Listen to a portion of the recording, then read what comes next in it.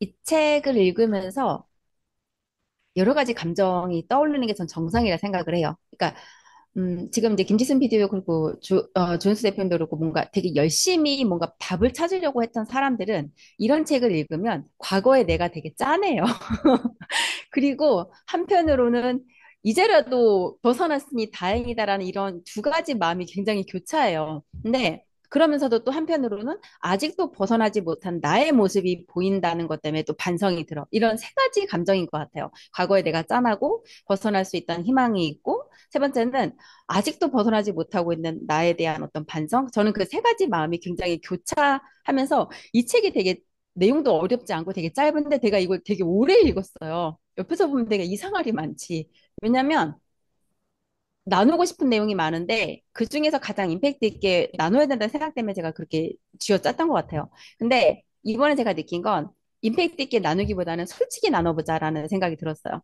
일단 여기서 이제 그 시간 부족 문제가 아니라 프로젝트가 무엇인지, 그리고 그 다음에 어떤 행동이 필요한지 명확하게 정의되지 않는 게 문제라고 하거든요. 근데 프로젝트라는 게 굉장히 뭐 어떤 회사에서 진행하는 프로젝트도 말하지만 저는 우리 인생에 아주 작은 단위의 프로젝트들이 계속 된다고 생각을 해요. 그러니까 예를 들어서 제가 요즘에 그 건강 스무디를 먹고 있는데 저한테는 이것도 프로젝트인 거예요. 왜냐면 야채로만 하다 보니까 야채 재고 관리를 해야 돼. 야채가 엄청 여러 가지가 들어가니까 그 야채가 균형 있게 냉장고에 그 재고가 채워져야 되니까 전 이것도 프로젝트인 거예요. 그리고 어디서 시켰을 때 신선하고 어디서 시켰을 때 덜 신선하고에 대한 어떤 데이터를 모으다 보니까 이건 별게 아닌데 뇌가 풀가동이 되는 거예요. 근데 제가 이 책을 읽으면서 내가 너무 웃긴 거예요. 왜냐면 내가 왜 이렇게 여기에 풀가동이 될까라고 생각을 해보면, 이 프로젝트가 뭔지, 그리고 그 다음에 어떤 행동이 필요한지 명확하게 저한테 정의되지 않은 것 같아요. 이거는 그냥 내가 이 건강에 대한 어떤 하나의 시도이고, 그냥 여기서 데이터를 얻는 거다라는 정도가 정의인데, 이거를 잘하고 싶은 거야. 왜? 주화영은 늘 잘하고 싶은 애거든.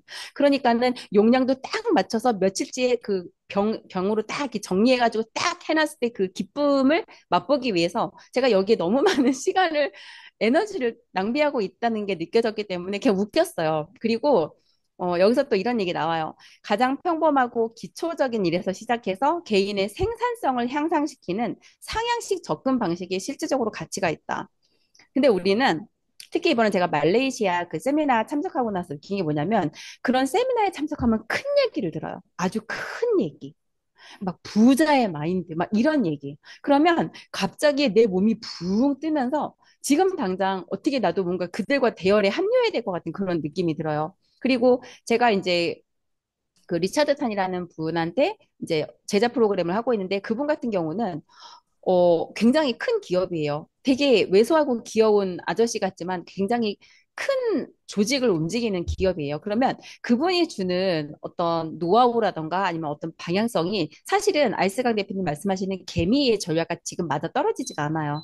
그런데도 우리는 뭔가 큰 얘기를 들으면 가장 평범하고 기초적인 일에서 시작해서 개인의 생산성을 향상시키지 않고 뭔가 생산성 있는 나를 자꾸 상상하는 거예요. 그러다 보면 어떤 일이 벌어지냐? 가장 평범하고 기초적인 일을 내가 무시하게 돼요. 그 일을 무시하는 내 마음속에서 어떤 일이 벌어지냐? 행동을 하지 않아요.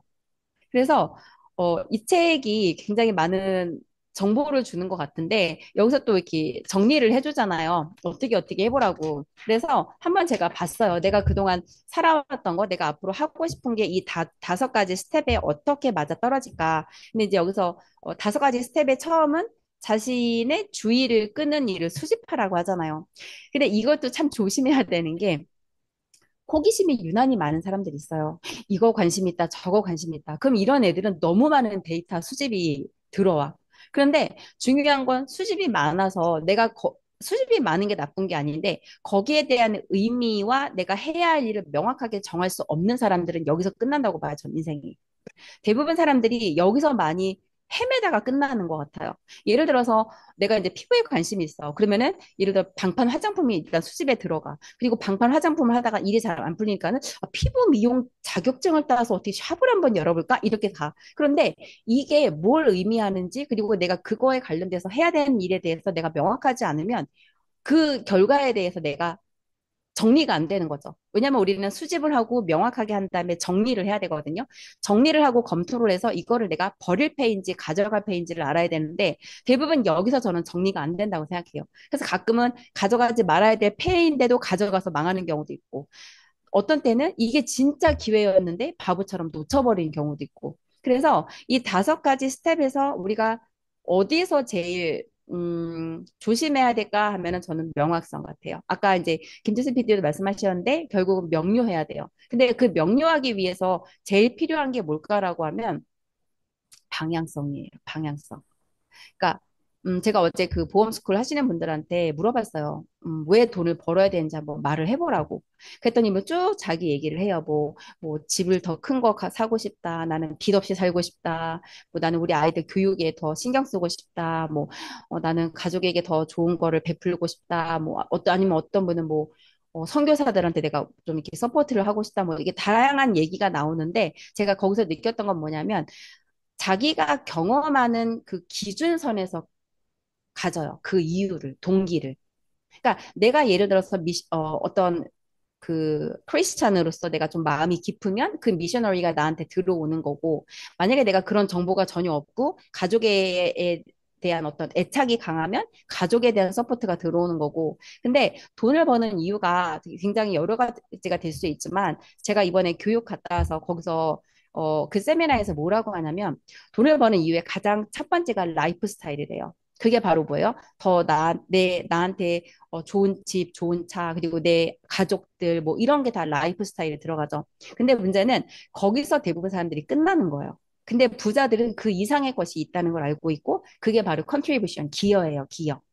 그러니까 결론적으로 내가 라이프 스타일을 거쳐서 가든 아니면은 기여를 먼저 하고 라이프 스타일을 가든 우리는 반드시 그 윗단계로 올라가야 되는데 여기서 어, 방향성을 모르면은 수집과 명료화로 가지도 못하고 정리도 못할 뿐더러 당연히 실행도 안 된다고 생각이 들더라고요.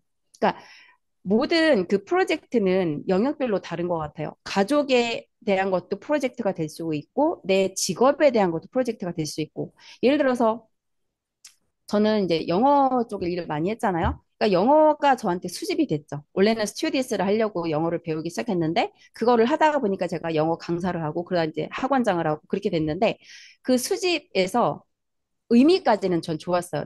제가 하는 일에 대한 굉장히 뚜렷한 의미가 있었고, 그래서 제가 해야 하는 일들에 대해 굉장히 명확했어요. 그리고 이제 거기에 뾰족하게 다른 것들을 정리하고 실행을 했죠. 그런데 문제는 뭐냐면, 아까 제가 말씀드렸던 방향성이 없었어요.